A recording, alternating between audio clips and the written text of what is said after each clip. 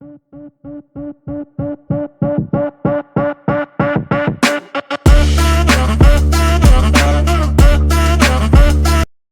दोस्तों, आज हम देखेंगे कि कैसे हम रिएक्ट में कंपोनेंट्स को रेंडर करते हैं। रिएक्ट में कंपोनेंट्स को रेंडर करना काफ़ी आसान है और इसमें हम JSX का इस्तेमाल करते हैं।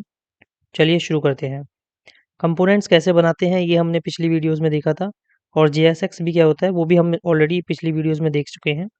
अगर आपको नहीं है पता कि JSX क्या होता है और किस तरीके से हम JSX यूज़ करके अपने कंपोनेंट्स बनाते हैं, तो आप मेरी प्रीवियस वीडियोज़ देख लीजिए इस प्लेलिस्ट में। ऐसे हम कंपोनेंट्स को रेंडर कर सकते हैं। तो रिएक्ट में हम कंपोनेंट्स को दूसरे कंपोनेंट्स के अंदर या सीधे अपने मेन कंपोनेंट में रेंडर कर सकते हैं। तो इसके लिए हम react DOM dot render method का इस्तेमाल होता है। तो यहाँ पे अगर आप app.js जो हमारा मेन कंपोनेंट है, अगर आप इसकी बात करें तो ये हमारा एक कंपोनेंट रिटर्न कर रहा है और ये हमारा कंपोनेंट रिटर्न करके किस तरीके से हमारे HTML पेज में, ये भी हमारा पेज है लोकल होस्ट, वहाँ पे किस तरीके से रेंडर हो रहा है, इसके लिए आपको जाना होगा index.js फाइल जो कि आपको src फोल्डर के अंदर मिल जाएगी। तो आप यहाँ पे देखेंगे तो मैंने react dom dot create root करके एक पहले मैंने यहाँ पे रूट एलिमेंट क्रिएट किया है और उसके बाद में यहाँ पे इस रूट एलिमेंट के अंदर मैंने रूट डॉट रेंडर, तो बेसिकली ये रूट क्या है, रिएक्ट डोम। तो react DOM dot render method का यूज़ करके मैंने यहाँ पे अपने कंपोनेंट को, जो मेन कंपोनेंट है, उसको रेंडर किया हुआ है। रिएक्ट एलिमेंट को डोम में रेंडर करने के लिए हम इस मेथड का यूज़ करते हैं रिएक्ट डोम डॉट रेंडर। तो इस मेथड में हम दो पैरामीटर पास करते हैं। पहला पैरामीटर जो रिएक्ट एलिमेंट है जो हमें रेंडर करना है, ठीक है। फॉर एग्जांपल मैंने एक कंपोनेंट बनाया, वो मुझे रेंडर करना है तो वो हम डालेंगे। और दूसरा पैरामीटर जहाँ हम एलिमेंट को रेंडर करना चाहते हैं उस एलिमेंट को डालेंगे, ठीक है।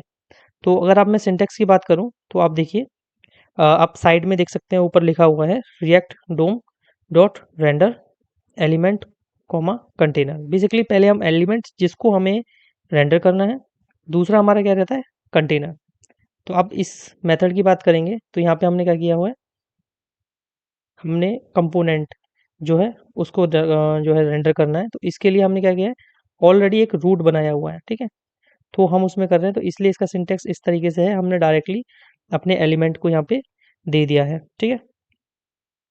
तो यहाँ पे एलिमेंट रेंडर करने के लिए चुना गया रिएक्ट एलिमेंट जो है वो रहेगा और कंटेनर का मतलब क्या रहेगा, कोई भी HTML का एलिमेंट जिसमें हमें उसको रेंडर करना है। अब आप HTML एलिमेंट देखेंगे तो मैंने यहाँ पब्लिक फोल्डर के अंदर एक index.html फाइल बनी हुई है। इस index.html फाइल में अगर आप चेक करेंगे तो हमने एक div दिया हुआ है जिसकी हमने आईडी दी है रूट, ठीक है।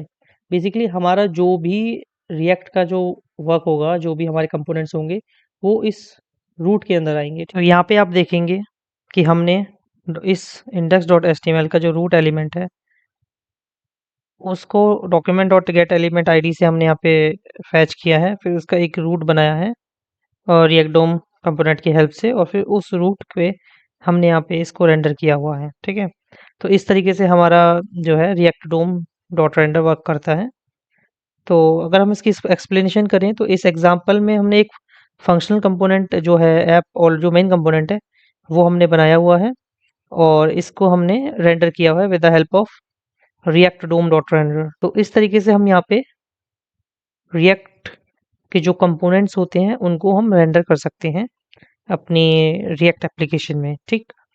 तो कुछ पॉइंट्स हैं यहाँ पे याद रखने के लिए, वो मैं आपको बता देता हूँ।